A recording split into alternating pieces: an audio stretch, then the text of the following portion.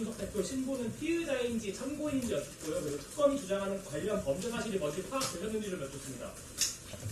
예, 그 수사기관이 규정한 이준석 대표의 어떤 지위에 대해서는 저희가 답변하기 적절하지 않은 것 같습니다. 그거는 특검 쪽에 문의해 주시면 좋을 것 같고요.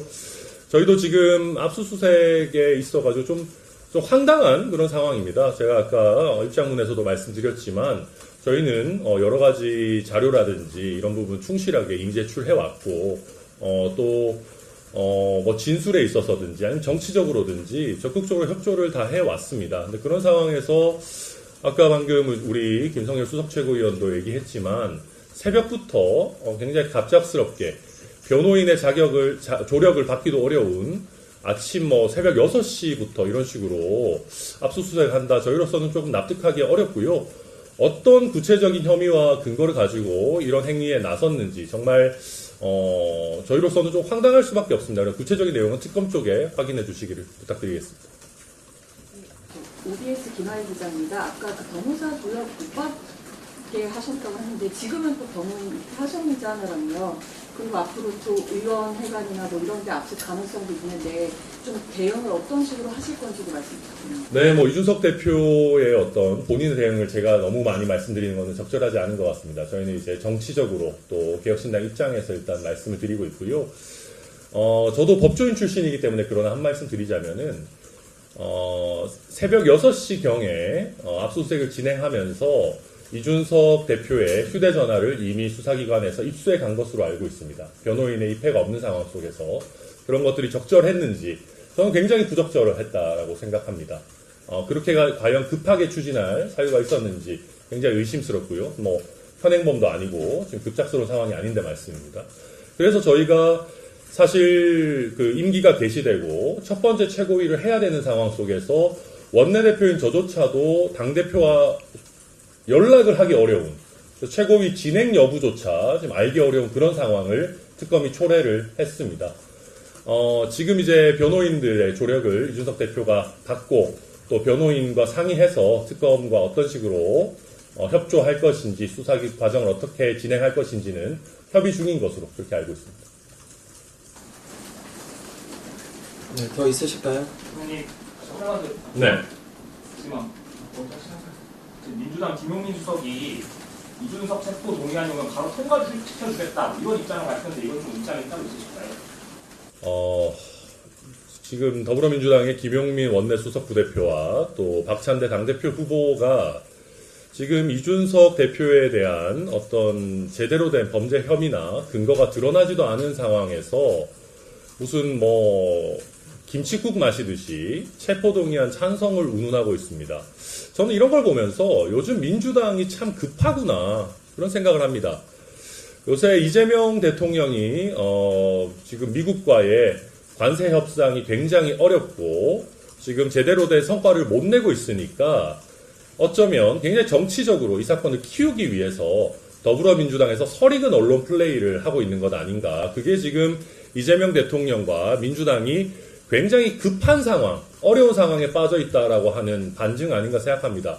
그리고 박찬대 의원도 저 박찬대 의원 평소에 그렇게 안 봤는데요. 요즘 당대표 선거에서 좀 굉장히 어려운 상황, 좀 지고 있는 상황에 있다고 해서 타당의 당대표를 이런 식으로 본인의 정치적 목적으로 싸구려처럼 활용하려고 하는 것, 저 굉장히 실망입니다. 그렇게 한다고 해서 당대표에 당선되실 것 같지도 않습니다.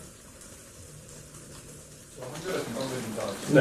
방금 아까 송원석 대표께서 이준석 대표 압색 관련해서 국민한테 분노한다고 하셨거든요. 혹시 국민의힘에서 지금 특검 때문에 많이 좀 이제 압수수색하고 수사받고 있는데 좀 함께 대응하신다거나 아니면 이런 발언을 어떻게 보시는지 궁금합니다. 지금 국민의힘 송원석 대표는 이준석 대표에게 관심을 좀 꺼주셨으면 좋겠습니다.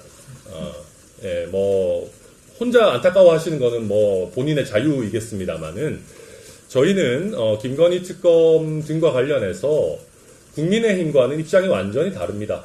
이준석 대표는 굉장히 초창기부터 윤석열 대통령과 김건희 여사의 어떤 일탈 그런 문제점들에 대해서 적극적으로 오히려 국민들께 알려왔습니다. 그리고 소위 김건희 특검에 대해서도 22대 국회 아주 초창기부터 특검과 어떤 명확한 사실관계 확인이 필요하다라고 이야기해 왔기 때문에 윤석열 정부에 빌붙어서 윤석열과 김건희 여사의 일탈 행위를 함께 해왔던 국민의힘의 주요 구성원들과는 완전히 다른 상황이다. 그래서 그분들이 오히려 이준석 대표에게 국민의힘 내지는 윤핵관의 행태를 묻히려고 하지 않으셨으면 좋겠고요.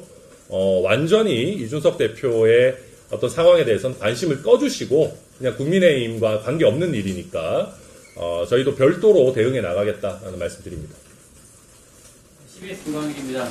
임기 시작날 압색했다는 거에 대해서 정치적 동의 위반 아니냐 이런 입장이 있도록 알고 있는데 일각에서는 전당대회 기간을 오히려 기다려준 거 아니냐 혹은 방미 중이었기 때문에 국내에 들어올 기간을 오히려 기다려준 거 아니냐 이런 시각도 있거든요. 어떻게 보시는지 궁금합니다.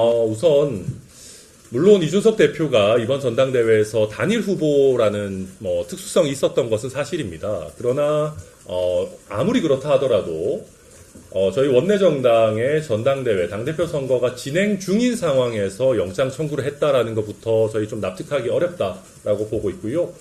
그리고 이게 만약에 입장을 바꿔서 더불어민주당의 박찬대 후보나 정청래 후보에 대해서 전당대회 기간 중에 수사기관에 압수수색 영장이 있었다라고 하면 더불어민주당 어떻게 반응했을지 한번 돌아보시라라는 말씀을 드리고 싶고요.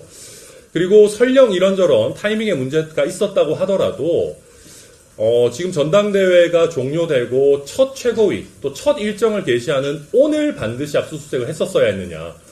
내일 하면 큰일 납니까? 모레 하면 무슨 차이가 있습니까?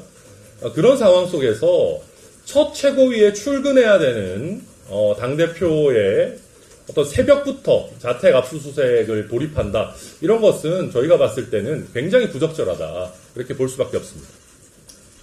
혹시 법원이나 특검 앞에 항의서는 전달하거나 이런 계획은 없으신가요? 내부적으로 좀 검토해 보겠습니다. 네, 더 없으실까요? 대표는 집회로 출근 안 하시는 거예요? 지금 그건 상황을 좀 봐야 될 것 같습니다. 네. 그리고 이준석 대표의 대응에 대해서는 이준석 대표 본인에게 확인해 주시길 부탁드리겠습니다. 예, 그럼 이것으로 마무리하겠습니다. 감사합니다. 감사합니다.